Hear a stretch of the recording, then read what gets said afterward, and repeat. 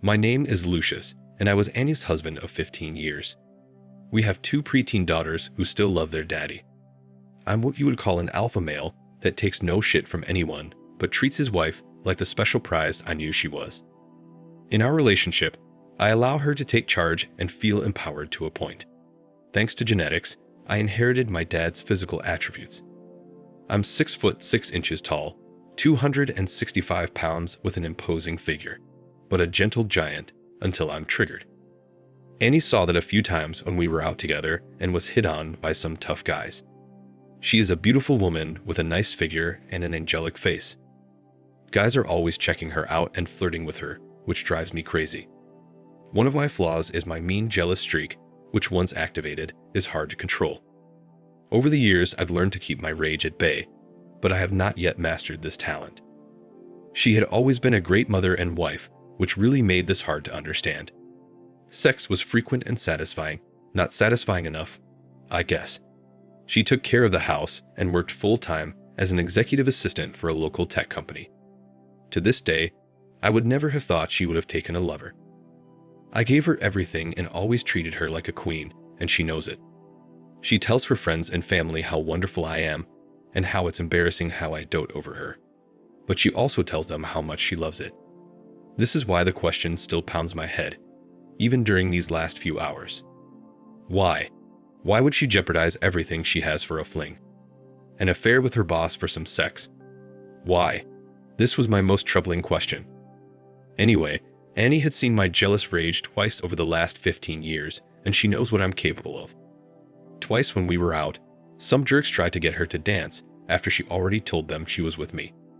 Both times, they didn't take no for an answer and pulled her out of the booth as I sat there watching. They must have thought since they were big tough guys, I would just sit there and let them take my wife. Big mistake. The first time it happened was when we were out discussing about our girls and having a fun time together. I was stunned when this guy had the balls to grab her hand and pull her out of the booth. Before he took his first step to the dance floor, I was out of my booth and between him and my wife. With a quick move, I dislocated his shoulder and pushed him into our booth, where he squirmed in pain as Annie and I left the facilities. The other time, it was similar, but that guy suffered a broken wrist and a concussion as we again left the bar. As I said, I don't take shit from anyone, and my biggest problem is jealousy, which again begs the question for this affair since she knows me. Why would she do this? It still amazed me how she thought she could have gotten away with this. She knows me better than anyone. She knows how intuitive, strong-willed, and unforgiving I am. Hell, she'd seen how ruthless I can be. I never stopped loving her even after I had my suspicions. Several odd things were happening that had not occurred in our 15 years of marriage, and my spidey senses were activated. Her outfits and her new look had changed significantly when the new boss took over the office. Our sex life had suddenly changed for the better. She was now actually instigating sex, which she had never done before. More frequent text messages at night and late meetings after work were now common. Of course, she had perfect excuses for everything, but for some reason, my jealous nature wasn't happy, so I hired a PI. I told the PI not to tell me anything until the file was complete. I didn't want things to change between us and prayed I was just a paranoid husband. After about a month of investigation, I was given a folder with the news I hoped would never come. I was heartbroken and filled with anger.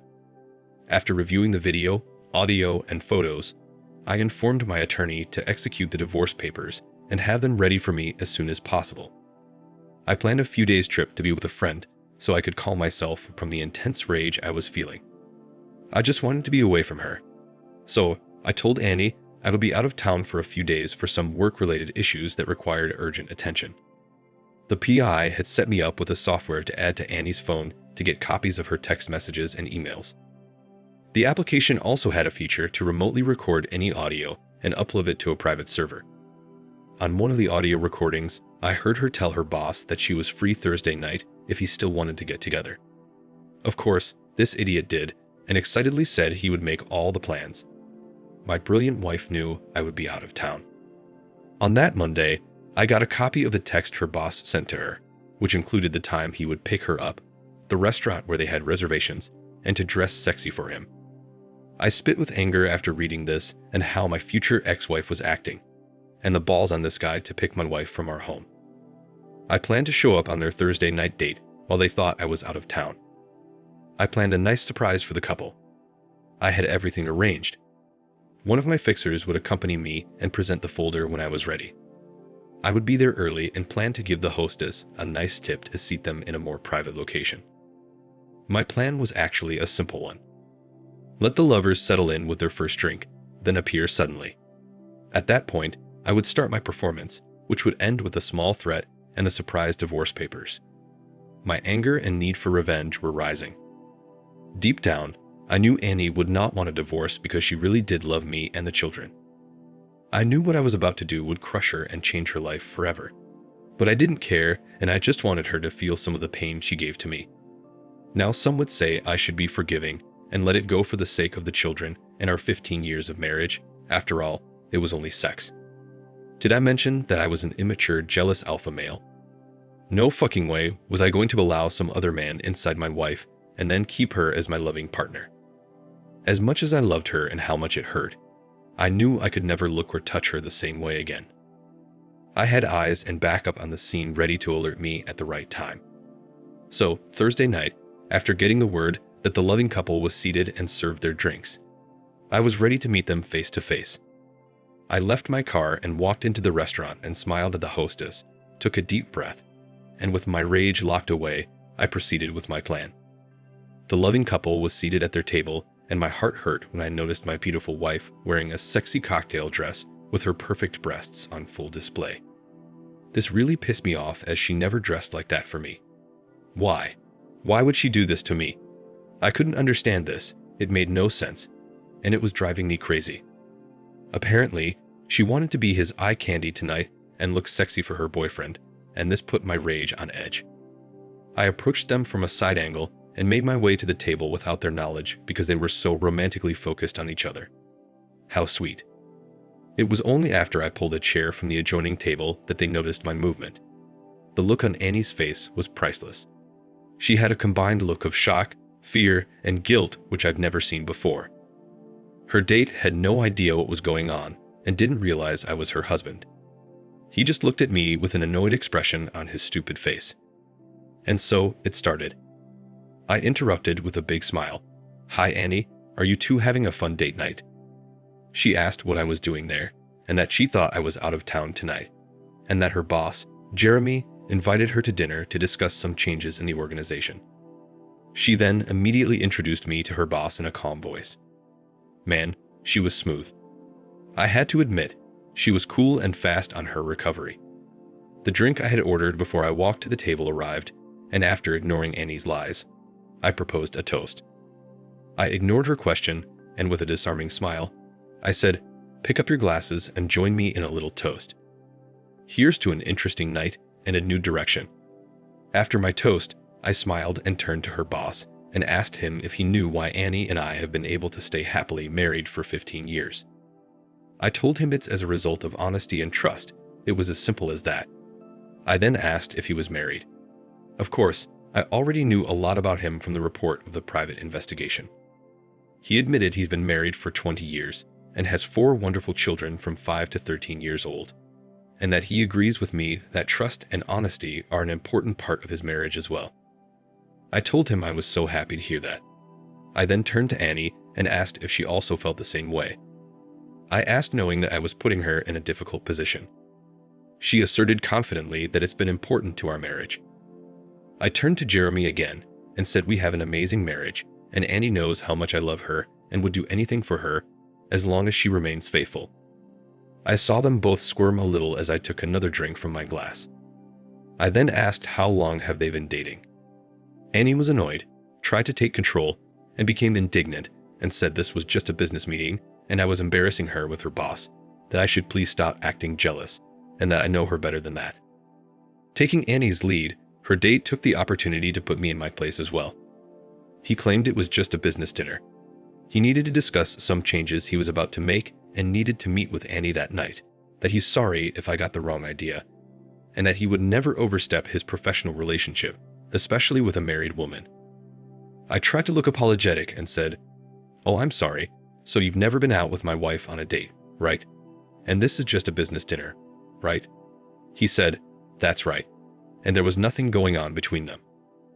I looked at Annie and asked if it's true that it was just a business meeting and that she has never been with him or on a date before. I asked the question that would determine our future. Honesty or lies, which was it going to be? Unfortunately, I already anticipated the answer before she spoke. She responded by saying it was only business meetings and that she would never be with another man, especially her own boss, and that I should please stop acting childish. She then quickly apologized to her boss and said I had a little jealous streak, but I know how much she loves me.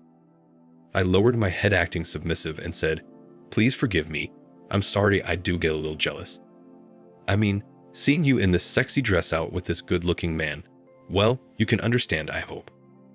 Jeremy patted me on the arm, obviously relieved that I was fooled, and said there was no need to apologize, and if his wife looked this good and was out with a strange man, well, he's not sure what he would do. Everyone relaxed, and I raised my hand to the man watching us from the bar. He got my signal and approached the table. They both looked up at him as he handed me a thick folder, turned, and walked away. I saw Annie and Jeremy giving each other a questioning look as I opened the folder and started laying down photos on the table. Just before I placed the first photo on the table, I turned to Annie and spoke in a quiet, sad voice. "Annie, you know I loved you with all my heart and would have given you the world. You have taken my love and all our years of marriage and threw it all away. You have hurt me deeply, and I'll never get over those videos and the things you said about me. I'll never be able to get them out of my mind for the rest of my life. Thank you for that." The first 8 to 10 photos I put down was of Annie and Jeremy going in and out of a hotel multiple times at odd hours, and photos of them kissing each other like they were a loving couple. Annie gasped and put her hands up to her mouth. Jeremy was pissed and wanted to know where I got the photos, and I just told him to shut the heck up. After I laid out the photos, I took time to look at them and make comments on each one. I said things like, "Annie, you both look so happy in this photo. Did you enjoy each other?" She was now openly sobbing and begging me to stop. Other tables were looking our way as I tried to keep the volume down so as not to disturb the entire restaurant. She realized how bad this looked and only had one way out: apologies. She asked if we could just leave, and that she will explain what happened, and it's really not what it looks like. I looked at her with an amused expression and asked very slowly, "It's not what it looks like. Are you going to continue to lie to me?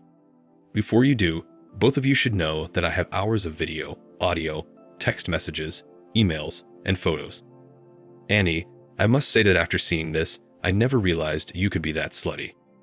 Removing the documents, I said, "Now let me explain why I'm here and what's going to happen tonight." I then handed Annie the divorce papers and said, "Annie, you and I are done.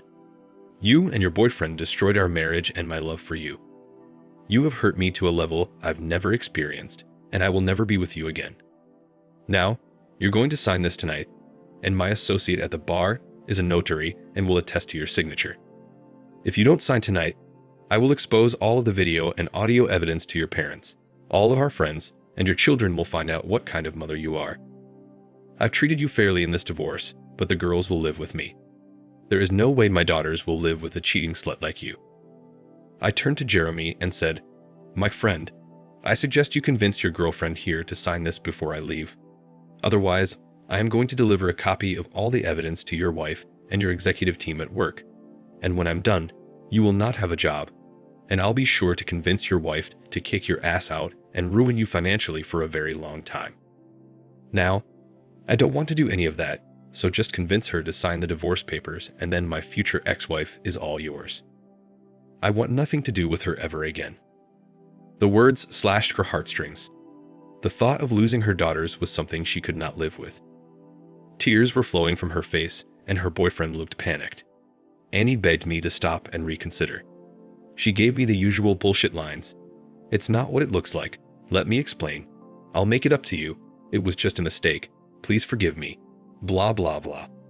She ended with, "I love you and I don't want this. Please give me another chance." Ignoring her pleas, I stood up and said, "I'm going to the men's room, and when I come back, I want the papers signed. If they are not signed, I promise that both of you will not be able to comprehend the amount of hell I will bring into your lives." I left Annie crying and her lover in a state of shock. I knew Jeremy would do whatever he could to get her to sign those papers to save his own ass. I was about to leave when I heard Jeremy convince Annie to sign the papers and later asked me to hold them for a week to give her a chance to talk. He knew that there was no way he could have his wife and his work see those videos and pictures, and would do whatever he could to prevent that. Few minutes later, I returned to the table. I asked if she had signed them yet, and with the saddest face, she said she'll do whatever I want, including signing the papers, but will I please give her a week to talk to me before I do anything? I sat silent and looked into her eyes for a long moment and considered her request. I gave in and said, "Even though you deserve shit from me for what you've done and how you threw away our marriage for this asshole, I'll give you that. You can come home and you can have a week before I turn the paperwork into my attorney. You will stay in the guest bedroom. I don't want you near my bed during this time. Now sign them so I can get out of here." She signed the papers and I put them into the folder, then stood up to leave. Before I left, I took her hand into mine until she realized I was removing her wedding rings. I put them in my pocket and then removed the ring I had worn for 15 years. I held it up as she looked at it and carelessly flipped it into her glass of wine. The look on her face gave me only a small amount of satisfaction, but when she started crying again, it made me smile just a little because I knew she was starting to feel my pain. I turned to Jeremy and said, "Well, asshole, she's your date. Do what you want with her. I'm leaving. But remember this, you ducked my wife, ruined our marriage, and jeopardized so many things, including my children's love for their mother. Your ass is mine, and I have your balls in my hand. Don't fuck with me. You're lucky I didn't follow through on my original plans for you. It's not over between us. You will be hearing from me soon. Got it?" Jeremy nodded quietly as I towered over him. It looks like I may have ruined their plans for the evening. I wonder if they still want to duck after I leave. As I started to leave, Annie grabbed my arm and begged to come home with me, that she just wants to be with me. I pulled my arms away as if touched by a hot iron and said, "Damn you. I don't want to be seen with you. You're his tonight. I'll see you after he's done ducking you tonight or tomorrow. Makes no difference to me anyway. You have 1 week." Okay. Yes, I was a dick, but I really didn't care. I felt as if I kept my jealousy and anger in check. I was proud that I was able to suppress all the built-up rage. I did give her a week. I heard her come home about an hour later that evening, and she went directly to the guest bedroom. She realized there was no way I was going to speak calmly to her that night. We met the next morning in the kitchen when I came down for coffee. I was still in a revenge mood, and I continued my dick persona and said, "Good morning. How's my slut wife today?" She cringed and looked down into her coffee and said exactly the words every cheating wife that gets caught and wants to save their marriage says. "Honey, we have to talk." I told her there was nothing to talk about, and that I knew what she did. I knew how long she had been doing it. I knew all the things she said to him about me and our marriage. I saw how she dressed for him. I told her she lied, concealed, cheated, and took me for a fool, and I can't believe she was that stupid, and that if I'm missing anything, then we can talk, otherwise I have nothing to say. She responded by saying she was the fool, not me, that she didn't know why she let it happen, that I gave her everything she ever wanted, and that she loves me regardless of what I heard in those recordings. She said I have to know she never meant to hurt me, and she never wanted me to find out. I said, "Exactly my problem, Annie. You never wanted me to find out. You wanted to keep it a secret and continue to lie and duck your lover behind my back. That's the real issue here, Annie. I can forgive infidelity. Hell, we're all human and make mistakes, but this was a mistake. You wanted this, and you wanted to keep it a secret and continue to lie, cheat, and conceal your relationship. My trust is gone, and I wonder if I really ever knew you. How many other men were there? How many times did you duck your lover and bring yourself back to my bed full of his sperm? I'm so disgusted, I can barely speak." She started sobbing as she realized what I was feeling and understood what she had done. She had no comeback or excuses, but admitted her wrongdoing. She said she was guilty and hated herself, and that there was never anyone else. And no matter what she said, she knows I won't be able to forgive her for what she did. but she doesn't want to get divorced, and she'll do whatever I want to stay in this with me. Said she thinks she needs counseling, and maybe we could go together to find out what's wrong with her, and I shouldn't leave her. I was silent for a moment and said, "You can go to counseling, figure out whatever you need, and I'll support you. But I can't live with a woman that can throw me away so carelessly. Your actions and the things you said told me your true feelings, and I don't see any way I can live with someone that feels that way about me. I know there are other women out there that would be more than happy to be with me. You had your chance, and you freely gave it away. Enjoy your week here with the girls. Try to explain why you're leaving. I will not disparage you, but you need to tell them you're leaving and why. In the divorce agreement, I've given you full access to the girls anytime you want, but they will live with me. If you continue to slut around and be a bad example for the girls, I will make your visitations much more difficult. Look, I'll treat you better than you deserve and help maintain your relationship with the girls. But I have 2 questions I would like answered. Listen to my questions and think about them before you answer. My first question is, why did you risk everything for this?